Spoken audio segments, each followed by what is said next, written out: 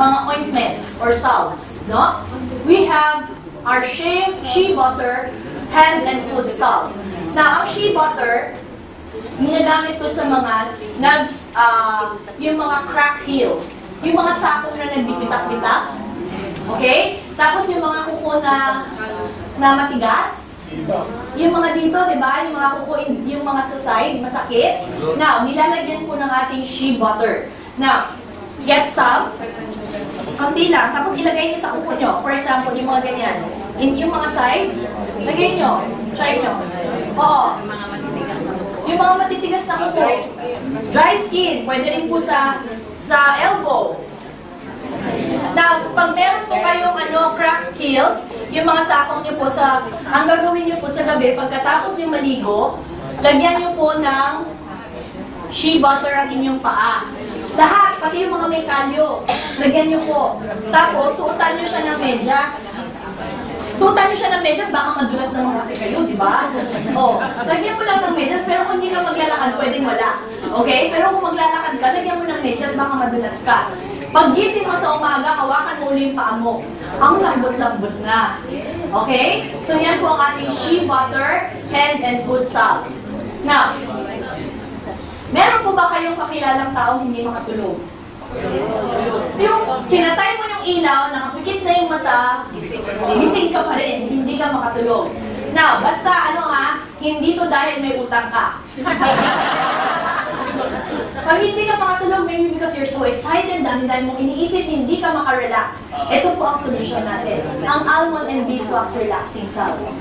Ito naman po, pinapahid din, kaya lang dito po sa may wrist. Dito po sa may wrist natin, sa may pulso. Tapos, a little bit here. Tapos, mamaya, ready ka na. Tulog ka na mamaya, makalimutan mo. Okay? Now, ayoko, hindi ko papatry sa inyo. Tulugan nyo ako ngayon. Okay? Hindi ko papatry sa inyo ngayon. Mamaya na, pag-uwi na kayo. Okay? Tulugan nyo ako dito eh.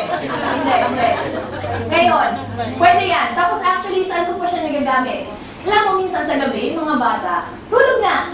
Mami, ayaw ko pa matulog. May pasok bukas. Lalagyan ko yan, mami, tulog. Diba? Now, may mga bata naman doon na makulit.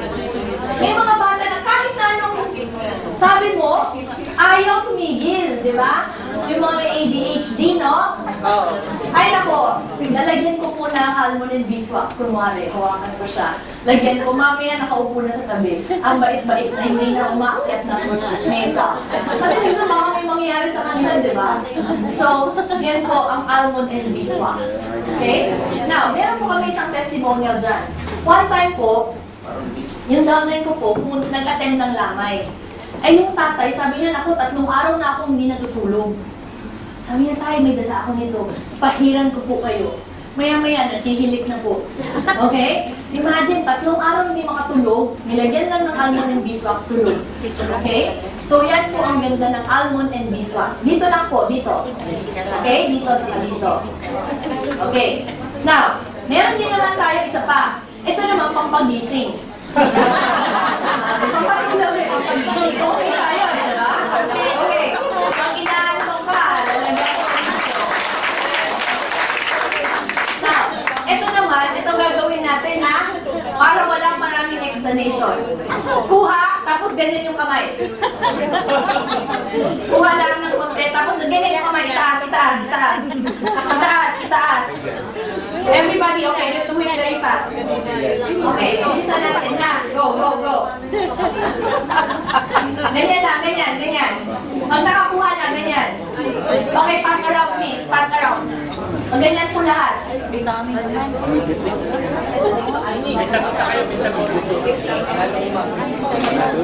Alam mo ba yung Almond and Beeswax? Yung anak ko, ang kukulit nila, dinala sa classroom. Pinasa-pasa sa classmate. Ang pasok ng physics teacher nila, lahat sila tulog.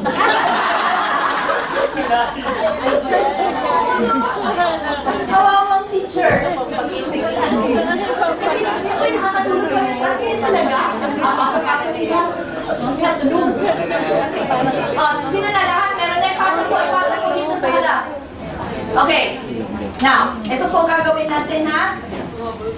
Yung kamay nyo, ilalagay po dito. Ilagay po siya doon.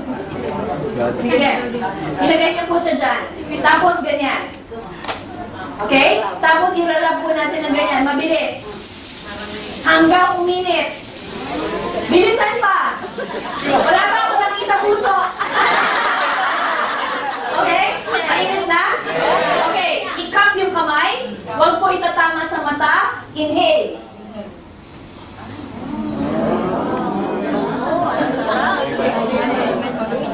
Sarap. Tanggal yung bara. Tanggal yung paninikip. Ang sarap-sarap. Relax na relax. Tama? Yan. Yan po ang ating massage soothing ointment. Saan po namin ginagamit yan? Bit-bit po namin yan parati sa bag. Why? When you travel, yung katabi mo nahihilo, gustong magsuka, lagay agad. Diba? Maganda yan. Now, saan po yan maganda? Minsan, meron tayong pasa. Minsan may pasa, no? Gagawin ko, gaganunin ko siya. Pag mainit na, ipapatong ko sa pasa. Makikita nyo, dahan-dahan nawawala yung pasa. Okay? So, ang ganyan yung gamit niya. Gaganunin ko lang, o, di ba? Dahan-dahan matatanggal na. Ngayon, nakita mo ang itim. Pag nilagay mo ng ginanon, mamaya light siya. Yes! Halika. Sampulan. Sino kumagat dyan? Nabunggo eh. Nabunggo. Okay, kita niyo yung basa niya. Naniniwala kayo nabunggo yan?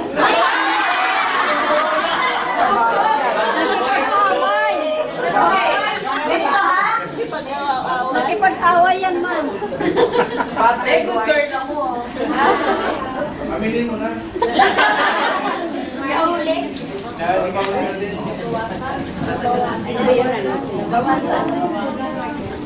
Makikita niyo mga yan, lumiliit yan.